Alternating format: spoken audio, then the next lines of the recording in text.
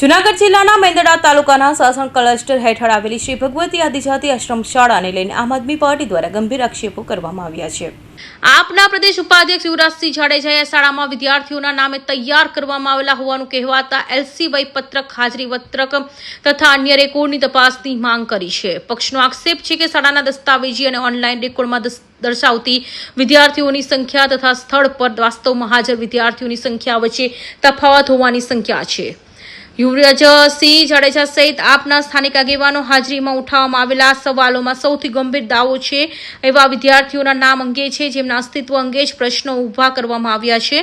આ મામલે આપ દ્વારા જવાબદાર સંચાલકો, અધિકારીઓ અને અન્ય સંડોવાયેલા લોકો સામે કડક કાર્યવાહી થતા જો નાણાકીય ગેરરીતિ સાબિત થાય તો સરકારી નાણાંની રિકવરીની માંગ કરવામાં આવી છે। પરંતુ કોઈ પણ વ્યક્તિ કે સંસ્થા સામે આરોપને અંતિમ દોષિત ઠરાવતા પહેલા સત્તાવાર તપાસ, દસ્તાવેજી પુરાવા અને યોગ્ય પ્રક્રિયા જરૂરી છે।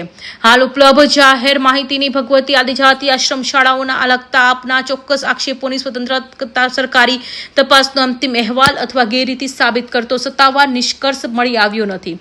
તેથી સમગ્ર મામલો તપાસના તબક્કે રહેલા ગંભીર આક્ષેપ તરીકે જોવો યોગ્ય રહેશે। જોવા જઈએ તો ફક્ત ગ્રાન્ટનું કૌભાંડ નથી, બોગસ પ્રમાણપત્રોનું પણ કૌભાંડ છે, બોગસ એલસીનું પણ કૌભાંડ છે, બોગસ અનુસૂચિત જનજાતિના જે પ્રમાણપત્ર હોય, હોસ્ટેલ ફી હોય, ત્યારબાદ આવતી અલગ અલગ જે ગ્રાન્ટો હોય, 3 પ્રકારની ગ્રાન્ટો એ આદિજાતિ આશ્રમ શાળામાં આવતી હોય છે, એ તમામનું કૌભાંડ એ અત્યારે જોવા મળી રહ્યું છે।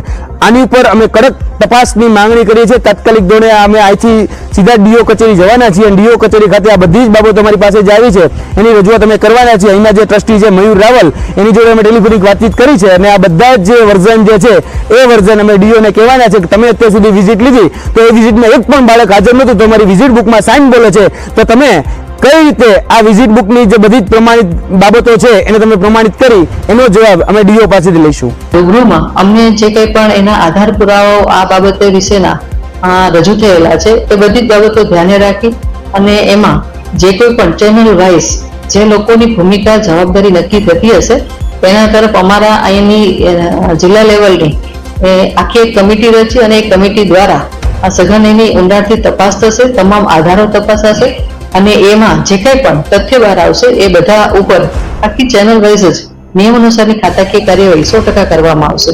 અહીંયા સામાન્ય રીતે આપણે માલધારીની આશ્રમ શાળા છે એટલે બાળકો છે મુખ્યત્વે નિયત વિસ્તારમાંથી આવે છે। નિયત વિસ્તારમાં મુખ્યત્વે પરિસ્થિતિ એવી હોય છે કે બાળકોને નથી બહુ મોકલતા। હું પણ મારા રીતે પૂરતા પ્રયાસ કરું છું બાળકોને લાવવા માટે, પણ બાળકો વાલીઓ છે બહુ સુવિધાના અભાવે બરાબર અહીંયા છે પૂરતી સુવિધા ન હોવાથી નથી મોકલતા।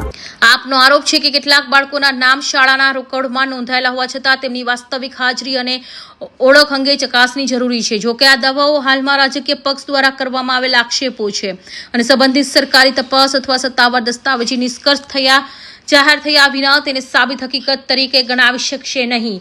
Bureau report, Hind TV news, Surat.